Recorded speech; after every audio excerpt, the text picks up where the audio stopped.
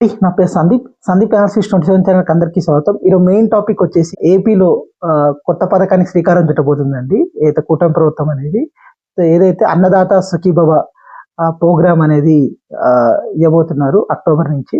దాని గురించి మాట్లాడుకునే ప్రయత్నం అనేది చేద్దాము. నా ఛానల్ సబ్స్క్రైబ్ చేయండి. సబ్స్క్రైబ్ చేసుకొని బెల్ ఐకాన్ యాక్టివేట్ చేసుకోండి. నేను కొత్త వీడియో పెట్టగానే మీకు నోటిఫికేషన్ అనేది వస్తుంది. టాపిక్‌లోకి వెళ్ళిపోదామండి. ఏదైతే అక్టోబర్ నుంచి అన్నదాత సుఖీభవ ప్రోగ్రామ్ అనేది కూటమి ప్రభుత్వం అనేది తీసుకురాబోతుందండి. ఇది వచ్చేసి 2 దశల్లో ఈ స్కీమ్ అనేది అమలు చేయబోతున్నారు. అదే కాకుండా ఇది ఎన్నికల హామీలో కూటమి ప్రభుత్వం అనేది 20,000 రూపాయలు అనేది ఎవరైతే రైతులకి ఇస్తామని ప్రకటించడం అనేది జరిగింది. అందులో భాగంగా ఈ స్కీమ్ అనేది జరగబోతుందండి.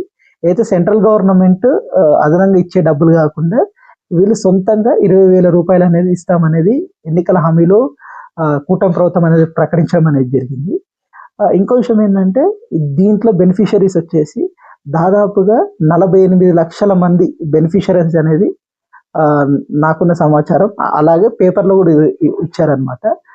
ఇంకో విషయం ఏంటంటే ఈ అన్నదాత సుఖీభవ ప్రోగ్రామ్ వచ్చేసి ప్రజలకి బెనిఫిట్ జరుగుతుందా లేదా అనేది అది మనం మాట్లాడుకునే ప్రయత్నం అనేది చేద్దాం.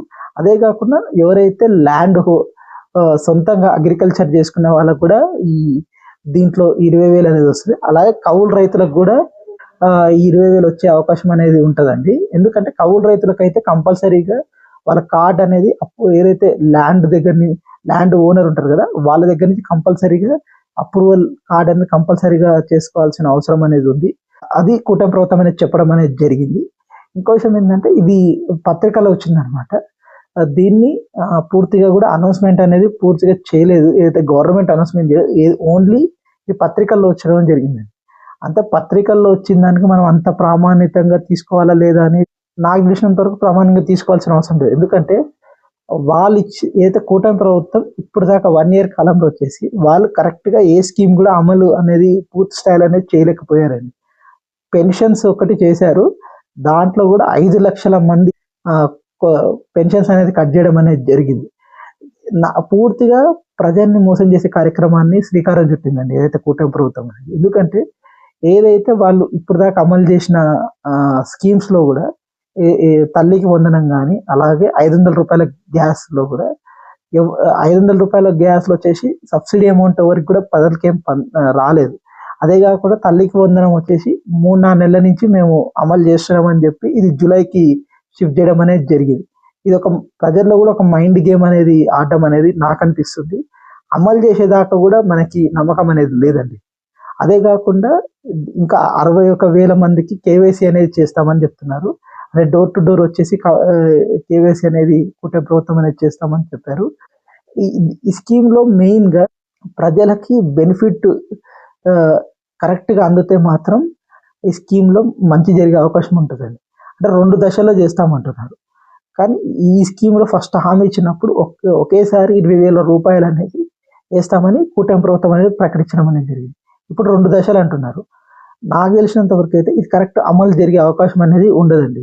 ఎందుకంటే 2 దశల్లో అంటే 10,000 2 దశల్లో వేస్తారు.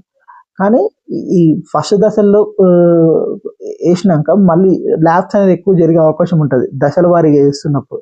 అంటే ఏ స్కీమ్ అయినా కానీ, అది ఒక స్కీమ్ అని కాదు, ఏ స్కీమ్ అయినా కానీ నాకు తెలిసినంత వరకు అయితే ఇప్పుడు సంవత్సర కాలంలో కూటమి ప్రభుత్వం వచ్చేసి ఏ స్కీమ్ని కూడా పూర్తిగా అమలు అనేది కరెక్ట్గా చేయలేదు. నాకు అందుకే డౌట్ వస్తుంది. ఎందుకంటే ఇది ఒక మైండ్ గేమ్ కూడా అయి ఉండొచ్చండి. ప్రజల్లో ఒక ఏముంటుంది అనేది జస్ట్ ఇట్లా రిలీజ్ చేసి చేసే ప్రయత్నం అనేది తెలుగుదేశం పార్టీ ఎప్పటి నుంచో చేస్తున్న ఒక స్ట్రాటజికల్ మూవ్స్ అని దాన్ని కూడా మనము కన్సిడర్ చేయాల్సిన అవసరం ఉంది. ఎందుకంటే ఇది పత్రికల్లో వచ్చేదాన్ని మనం అంత ప్రామాణికంగా తీసుకోవాల్సిన అవసరం లేదు. పత్రికల్లో చాలాసార్లు చాలా మాటలు వచ్చినాయి, కానీ అవి అమల్లోకి జరగడం అనేది నాకు తెలిసినంత వరకు అయితే అంతగా ఏమీ ఉండదు. ఇంకో విషయం ఏంటంటే ఇది ప్రకటిస్తున్నారు అంటున్నారు, కానీ అది జరిగే వరకు మనకి నమ్మకం అనేది లేదండి. ఎందుకంటే ఈ తల్లికి వందనం స్కీమ్ ఎగ్జాంపుల్గా చెప్తున్నా నేను. 3-4 నెలల నుంచి అది జరుగుతుంది, చేస్తున్నాం, అది చేస్తున్నాం, ఇది చేస్తున్నాం అని ప్రకటించడం అనేది జరిగింది. ఇప్పుడు ఏదో జూలైకి అది షిఫ్ట్ అయ్యడం అనేది జరిగింది. ఇంకో విషయం ఏంటంటే ఈ స్కీమ్లో వచ్చేసి అంత డబ్బులు అనేది ప్రభుత్వం చేతుల్లో ఉన్నాయి. అది ఒక క్వశ్చన్ మార్క్ అండి. ఏంటంటే చంద్రబాబు గారు చెప్పినట్టుగా ఇప్పుడు అప్పుల్లో ఉంది రాష్ట్రము, మేము అమలు చేయలేకపోతున్నామని చాలా వీడియోస్లో చెప్పారు. కొన్ని వీడియోస్లో వచ్చేసి అమలు చేసేసామని చెప్పేశారు ఏదైతే అన్ని స్కీమ్స్. అంటే అంత బడ్జెట్ ఉందా బేసికల్గా? అంటే 20,000 రూపాయలు ఇవ్వడం అనేది చాలా పెద్ద విషయం ఇది. ఎందుకంటే ఇంతకుముందు జగన్మోహన్ రెడ్డి గారు ఏదైతే కేంద్ర ప్రభుత్వంతో కలిపి ఇచ్చిండ్రు, ఏదైతే 13,000 12,000 ఎంతో ఇచ్చినట్టు అది కలిపిచ్చారు. అది కలిపియడం అనేది అప్పుడే కష్టమైంది. ఇప్పుడు ఒకేసారి 20,000 రూపాయలు ఒకేసారి ఇవ్వడం అనేది చాలా కష్టమైన విషయమే. కానీ ఇది కూటమి ప్రభుత్వం చేస్తే మాత్రం చాలా గొప్ప విషయంగా చెప్తా. అంటే ఏదైతే రైతుల్లో మంచి జరిగే అవకాశం ఉంటుంది. ఇంకొక ఛాలెంజ్ కూడా ఉంది కూటమి ప్రభుత్వానికి, ఎందుకంటే కౌలు రైతులకి ఏదైనా ల్యాండ్ ఓనర్ ఉంటాడు కదా, ఆయన ఎందుకు ఈయనకి రాసిస్తాడండి బేసికల్గా. ఇప్పుడు ఏదైనా నేను ఈ కౌలు చేసుకుంటున్నాను రాశాడు, ఏదైనా స్కీమ్ వస్తుంటే ల్యాండ్ ఓనర్స్ ఎవరైనా కానీ వాళ్ళకి ఆ డబ్బులు రావాలనుకుంటారు, కానీ వేరే వాళ్ళకి ఆ డబ్బులు ఇవ్వాలనేది ఏ ల్యాండ్ ఓనర్ కూడా అనుకోడు. అదొక ప్రాబ్లం అనేది, ఛాలెంజింగ్ అనేది ఉంది. అంటే ఇప్పుడు ఎగ్జాంపుల్గా కార్డు తీసుకుంటారు, ఎలా తీసుకుంటారు? ఇప్పుడు ఎగ్జాంపుల్ అతను ఆ కౌలు రైతు వెళ్ళి, ఎవరైతే ఓనర్ ఉంటాడో ఓనర్ దగ్గరికి వెళ్ళి ఆయన సంతకమో లేకపోతే ఇట్లా అయిందని రాపించుకొని రావు. అది సొంత ఓనర్స్ అట్లాంటి రాసియడం అనేది జరగదు. ఎందుకంటే రాసియడం అని జరిగితే అది క్లెయిమ్ చేసినట్టు, అంటే వాళ్ళ భూమి అనేది మనం క్లెయిమ్ చేసినట్టు జరుగుతుంది. దాన్ని అలా రాసియడం అనేది జరగదు. అంటే ఇది చాలా డిఫికల్టీస్ అనేది కౌలు రైతుల విషయంలో జరిగే అవకాశం అనేది ఎక్కువగా ఉంటుంది. దీన్ని ఎట్లా సాల్వ్ చేస్తారు అంటే, కౌలు రైతులు అంటే చాలా మంది చేస్తుంటారు. అంటే ఇప్పుడు ఎవరైతే ల్యాండ్ తీసుకొని చేసే వాళ్ళందరూ కూడా కౌలు రైతుల కిందకి వస్తారు. కానీ అప్పుడు సంఖ్య ఎక్కువ ఉండొచ్చు. ఇంకా ఇప్పుడు వచ్చేసి 48 లక్షల దాకా అంటున్నారు, కానీ సంఖ్య ఎక్కువ ఉండే అవకాశం అనేది ఎక్కువగా ఉంటుంది.